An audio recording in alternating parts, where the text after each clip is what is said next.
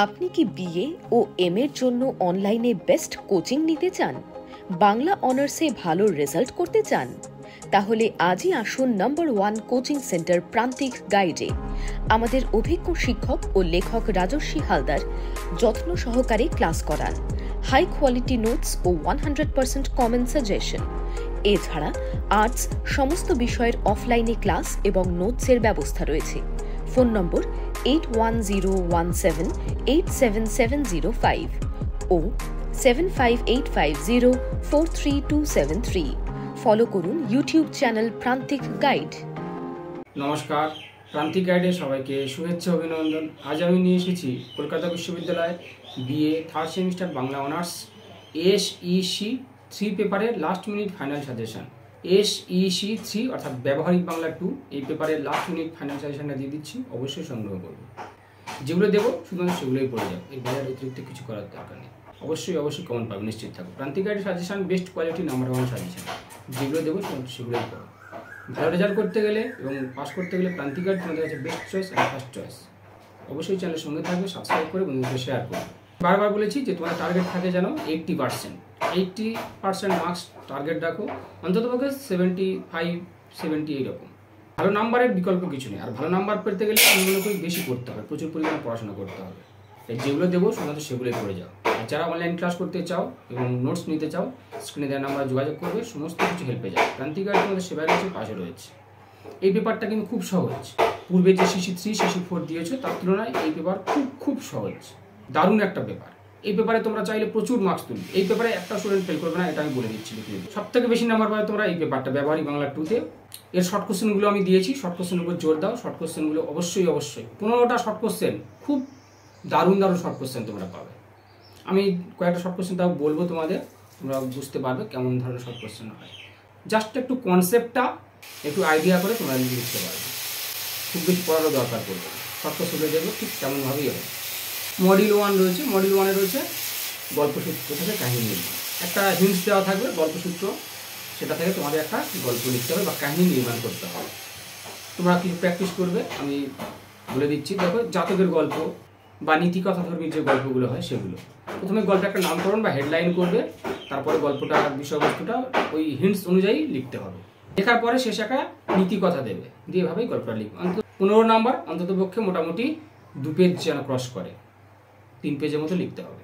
তাহলে কাহিনী নির্মাণ হয়ে গেল। এবার রয়েছে তোমাদের সাক্ষাৎকার, ইন্টারভিউ রয়েছে। ইন্টারভিউ খুব ভালো জিনিস, ইন্টারভিউটা প্র্যাকটিস করবে। যে কোনো একটা ইন্টারভিউ মোটামুটি তোমাদের পড়বে। কি না, ধরো ভাইরাস সংক্রমণ এই সম্পর্কে একটা ডাক্তারের সাক্ষাৎকার নিচ্ছে, বা বই পড়ার ভবিষ্যৎ, বা অনলাইন এডুকেশান যে সিস্টেমটা, অনলাইন এডুকেশান, এইগুলো সম্পর্কে মোটামুটি একটা আমাদের সাক্ষাৎকার নিতে হবে। এখানে একটা রয়েছে চিত্রনাট্য প্রস্তুত, ওটা করার দরকার নেই। মোটামুটি ইন্টারভিউ বা সাক্ষাৎকার আর গল্প লিখনটা প্র্যাকটিস করা হয়ে যাবে। এবার যাবো মডিউল 2-তে। মডিউল 2-তে ছাপা মাধ্যম ও বৈদ্যুতিন মাধ্যমে বিজ্ঞাপন তৈরির সাদৃশ্য বৈসাদৃশ্য নিরূপণ করো। ছাপা মাধ্যম ও বৈদ্যুতিন মাধ্যমে বিজ্ঞাপন তৈরির সাদৃশ্য বৈসাদৃশ্য নিরূপণ করো।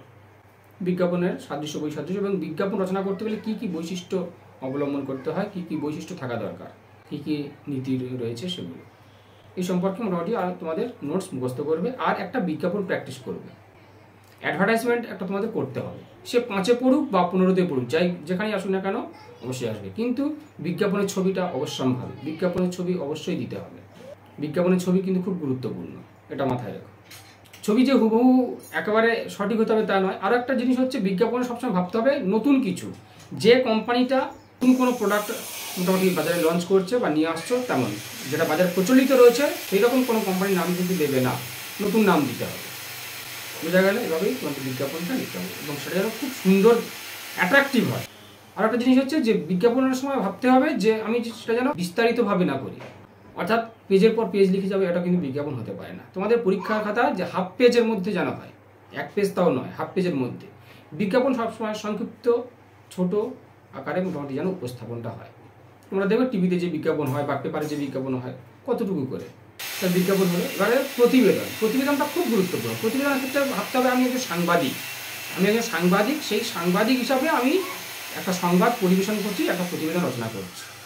এক্ষেত্রে তোমরা কিছু কারেন্ট ঘটনাগুলো, যেমন রেল দুর্ঘটনা যে রেল দুর্ঘটনা হলো, সেটা কুম্ভ মেলা হলো, কুম্ভ মেলা যে মৃত্যুটা হলো কুম্ভ মেলা সম্পর্কে, বা T20 ওয়ার্ল্ড কাপ জয়, যেটা ভারতের T20 ওয়ার্ল্ড কাপ জয়, এইগুলো সম্পর্কে একটা প্রতিবেদন তোমাদের রচনা করতে হবে। এছাড়া রয়েছে কলেজ অ্যাডমিশন, পর্যটন সম্পর্কে আবার বিজ্ঞাপনও পড়ে, এটা খুব গুরুত্বপূর্ণ। পর্যটন সম্পর্কে বিজ্ঞাপন পড়ে, ফেয়ারনেস ক্রিম বা গাড়ির কোনো বিজ্ঞাপন হতে পারে, মোটামুটি এরকম বিজ্ঞাপনগুলো করবে। আর কলেজে অ্যাডমিশন এই সম্পর্কে প্রতিবেদন, পড়াশোনার ভবিষ্যৎটা কি, কলেজের ছাত্র সংসদ নির্বাচন, এরকম কিছু প্রতিবেদন কিন্তু তোমাদের পড়ে। প্রতিবেদন হলো। এবার যাবো মডিউল 3-তে সিনেমা রয়েছে। সিনেমার ক্ষেত্রে দেখো, খুঁজিতে পাষাণ, বাড়ি থেকে পালিয়ে, পথের পাঁচালী, 3টে সিনেমাই মোটামুটি আগে তোমরা ইউটিউবে দেখে নাও। 3টে সিনেমা আগে ইউটিউবে দেখো, তারপরে তোমরা পড়াশোনা করো, কারণ ওখান থেকেই শর্ট কোশ্চেন অনেকগুলো আসবে। কে পরিচালক, সঙ্গীত পরিচালক, কে কোন চরিত্রে অভিনয় করেছে, কোন পুরস্কার পেয়েছে, এই সমস্তগুলো, কত সালে প্রকাশিত, মূল কাহিনীকারকে, সমস্তগুলো শর্ট কোশ্চেন আগে একটা মুখস্থ করো। চরিত্রগুলো, কি কি সঙ্গীত রয়েছে, হরিদাসে বুলবুল ভাজা এরকম সঙ্গীত আসে কার, তাহলে আগে সিনেমাটা দেখো, দেখার পরে তোমরা কিন্তু নোটসগুলো পড়বে। 3টে মোটামুটি মুখস্থ করে যাও, যেহেতু তোমরা প্রথম দিচ্ছ নতুন সিলেবাস। 3টের মধ্যে একটা অবশ্যই আসে, বাড়ি থেকে পালিয়ে, খুঁজিতে পাষাণ, পথের পাঁচালী। মূল কাহিনীর সঙ্গে কি কি সাদৃশ্য বৈসাদৃশ্য রয়েছে, যেমন রবীন্দ্রনাথের ছোট গল্প খুঁজিতে পাষাণ ও তপন সিংহ পরিচালিত খুঁজিতে পাষাণের পার্থক্য বা তফাৎ কোথায়? রবীন্দ্রনাথ ঠাকুরের ছোট গল্প খুঁজিতে পাষাণ ও তপন সিংহ পরিচালিত খুঁজিতে পাষাণের পার্থক্য বা তফাৎ কোথায়? পথের পাঁচালী থেকে যেমন বিভূতিভূষণ বন্দ্যোপাধ্যায়ের পথের পাঁচালীর সঙ্গে সত্যজিৎ রায়ের পথের পাঁচালী চলচ্চিত্রের তুলনামূলক আলোচনা, এগুলো হলো। তাহলে বাড়ি থেকে পালিয়ে ওটা ঠিক এমনভাবেই করবে, মোটামুটি একটা করে নোটস মুখস্থ করা, বেশি করতে হবে না, একটা করে নোটস। আর সাহিত্য ও চলচ্চিত্রের সম্পর্ক, সাহিত্য ও চলচ্চিত্রের সম্পর্ক বা সাদৃশ্য বৈসাদৃশ্য, সাহিত্য ও চলচ্চিত্রের সম্পর্ক, সাদৃশ্য বৈসাদৃশ্য অবশ্যই মুখস্থ করে। এটা 15 না হলেও 5 অবশ্যই কিন্তু আসার সম্ভাবনা রয়েছে। হয়ে গেল। এবার যাবো 5-এর জন্য। 5-এর জন্য আমি বলছি, তোমাদের আগেও বলেছি, 5-এর জন্য তোমরা মোটামুটি কয়েকটা ঘন্টা সময় দিও। তোমাদের যেহেতু আগে পড়া রয়েছে, তা দেখো কনসেপচুয়াল কোশ্চেন কিন্তু নিজের ভাষায় লিখতে পারবে, না পড়েও, অল্প পড়েও, আর খুব মুখস্থ করতে হয় না, মুখস্থ করতে খুব বেশি সময় যায় না। 5-এর জন্য লিখে নাও গল্পের নামকরণ, ফ্ল্যাশব্যাক, চিত্রনাট্য, কাঞ্চন চরিত্র, নাট্যরূপের বৈশিষ্ট্য, শরৎচন্দ্র চট্টোপাধ্যায়, বঙ্কিমচন্দ্র চট্টোপাধ্যায় এবং রবীন্দ্রনাথ ঠাকুরের কাহিনী অবলম্বন, অর্থাৎ তাদের যে গল্প উপন্যাসগুলো অবলম্বনে চলচ্চিত্র বা সিনেমা হয়েছে সেগুলোর তালিকা দিতে হয়। এটা একটা কোশ্চেন পড়ে। সবাক যুগের চলচ্চিত্র, নির্বাক যুগের চলচ্চিত্র, বাড়ি থেকে পালিয়েতে হরিদাসের ভূমিকা, ছোট গল্পের বৈশিষ্ট্য, পথের পাঁচালীর ইন্দির ঠাকুরন, ট্রেনের গুরুত্ব, বাড়ি থেকে পালিয়ে মিনি ও সুনীলের মা, খুঁজিতে পাষাণে মেহের আলী নর্তকীর ভূমিকা, হীরালাল সেনটা জবনিকা, এগুলো করবে। আর হচ্ছে কি সম্পাদকীয় প্রতিবেদন, হলো জার্নালিজম বা হলুদ সাংবাদিকতা, বাণিজ্যিক বিজ্ঞাপন, দৃশ্যশ্রাব্য বিজ্ঞাপন, ওনার বিজ্ঞাপন 5-এও আসতে পারে। প্রত্যক্ষ উপস্থিত না থেকে কিভাবে সাক্ষাৎকার নেওয়া সম্ভব, এই একটা শর্ট কোশ্চেন তোমাদের যদি পড়ে, তাহলে কি সেটা অনলাইন প্ল্যাটফর্মে। প্রতিবেদনের শিরোনাম কি হতে পারে, প্রতিবেদনের শিরোনামের একটা বৈশিষ্ট্য লেখো, এগুলো একটা শর্ট কোশ্চেন। মুদ্রিত আকারে ছাড়া অন্য কোন পন্থায় প্রতিবেদন রচনা সম্ভব, মুদ্রিত আকারে ছাড়া অন্য কোন পন্থায় প্রতিবেদন রচনা করা সম্ভব, এটা 1 নম্বরের একটা কোশ্চেনের অ্যান্সারটা তোমরা আমাকে কমেন্টসে জানিও।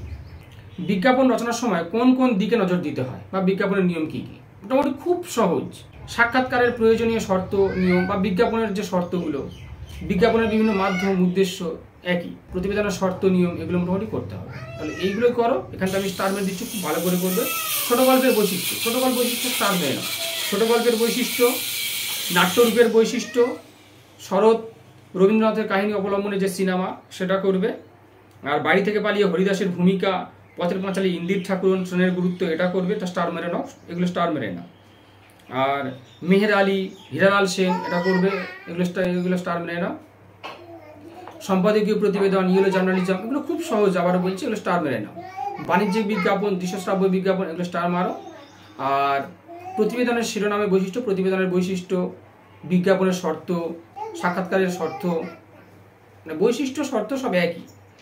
বিজ্ঞাপনের বিভিন্ন মাধ্যম, বিজ্ঞাপনের কি কি মাধ্যম বিজ্ঞাপন দেওয়া যায়, তাহলে এইগুলো স্টার মেরে এইগুলো আগে মুখস্থ করো। যেভাবে পড়ো অবশ্যই হয়ে যাবে। আর আমি তোমরা কমেন্টস করেছিলে যে সমস্ত নোটসগুলো দেওয়ার জন্য, আমি অবশ্যই দেবো। এই ভিডিওটার পরে চ্যানেলের সঙ্গে থাকো, সব কিছু পেয়ে যাবে।